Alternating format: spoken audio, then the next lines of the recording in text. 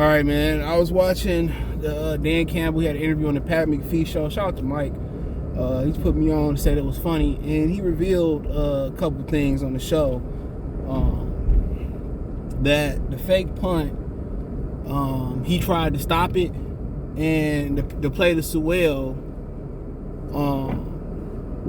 he wouldn't have caught it if he would have been paying attention. So he kind of revealed some things out that the ball is finally starting to bounce the Lions' way, and you got people calling them the new improved Detroit Lions, whatever they was calling him on the show, because on the Pat McAfee show they got a Detroit Lion fan on there. So Campbell came on,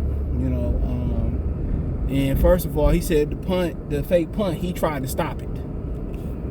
He said he tried to stop it, but they heard snap it, and they ended up snapping it and ended up working out in their favor, And obviously, he was taking notice. He said that he, received fan mail, and it say stop going for it on 4th and 6, Dave.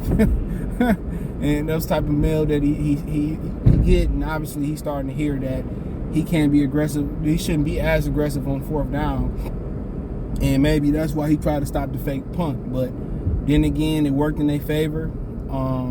It was something that New Orleans was really known to do with Sean Payton.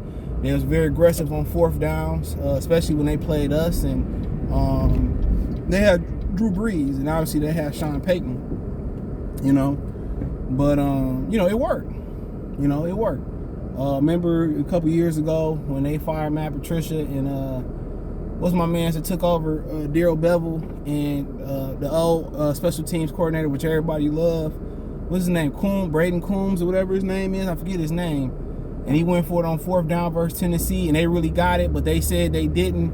And Darrell Bevel refused to refused to challenge it on 4th down, and instead he threw the special teams coordinator on the bus, and they fired him, which a lot of people liked him to stay on the team and eventually grow into the head coach. That's how good a job he got that unit together. And Darrell Bevel just showed that he sucked as a leader, and that's why he never was a head coach.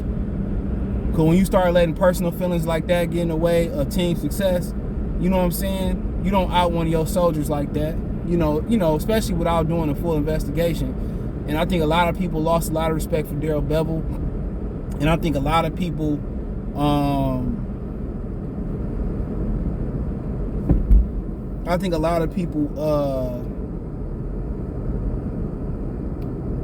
not just lost respect for him, but a lot of people found out why he wasn't going to be a head coach in the National Football League, right?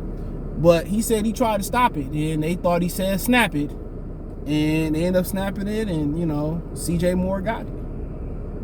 And he said that they kind of work on those things, and he kind of let the cat out the bag and said that, Jack Fox could really throw the football, and, and they practice those type of things. So he said he really tried to kill it.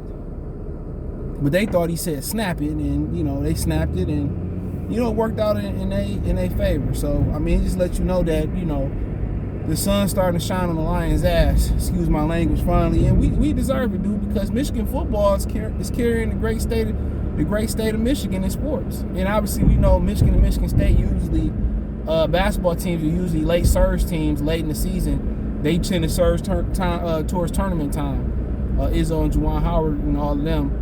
So the Wings are one of them teams that a lot of people see as up and up.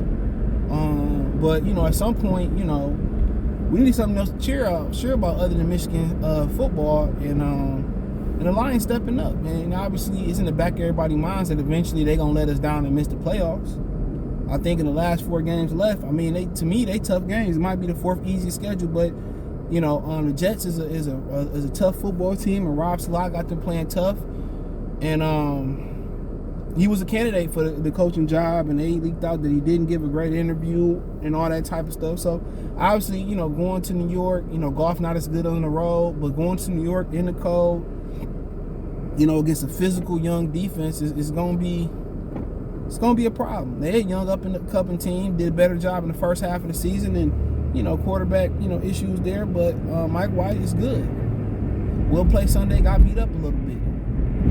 So Mike White is good, and that's one of them games that, to me, that's tougher than the Vikings game. You know, I think last time we played them, they came to Ford Field, didn't they?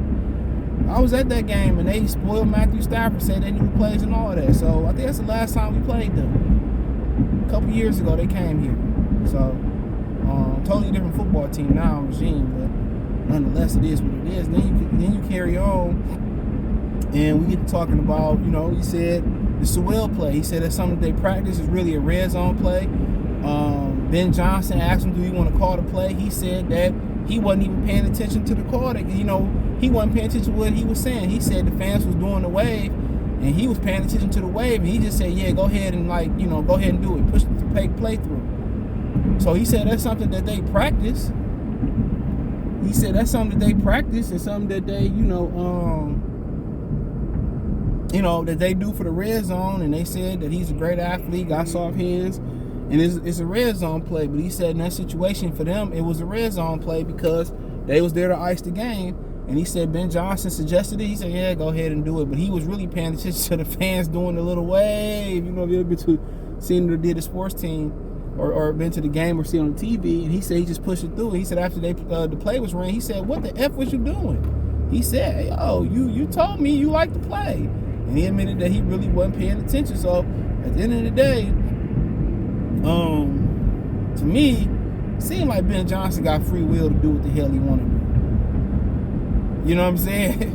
Because then Campbell he wasn't paying attention to two critical moments one critical moment of the game, and then the communication messed up on a punt.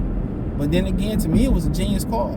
Because you think he coming in motion, he gonna kick out and lead block. Or he gonna look like he lead block, you gonna go misdirection and go the opposite way. So that's what I would have thought they did.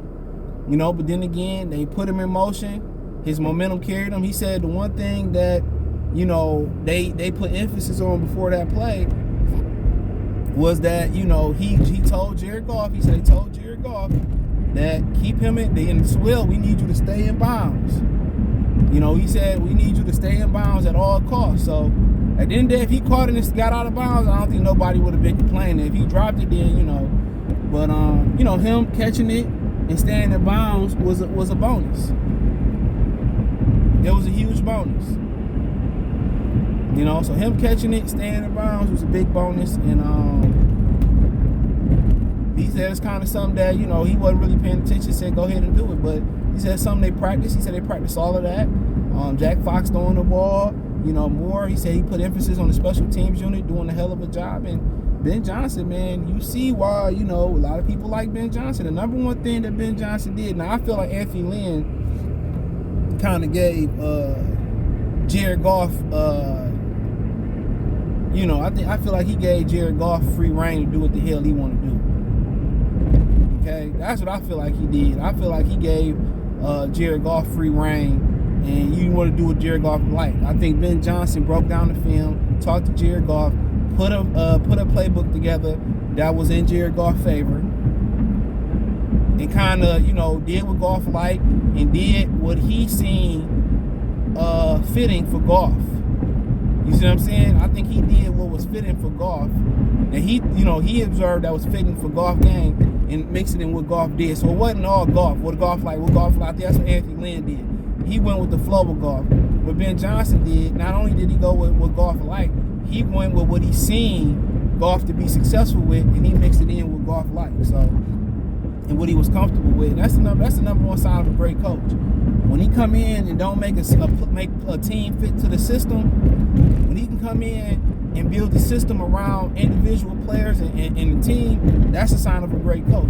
You know, that's a sign of a great teacher, you know, boxer coach, math teacher, English teacher, whatever it may be. That's a great sign of a teacher. In general, you know, not everybody learn the same. You know, that's why when you go out to private schools and people pay their tuition, Country Day and Cranbrook, their class sizes are significantly smaller.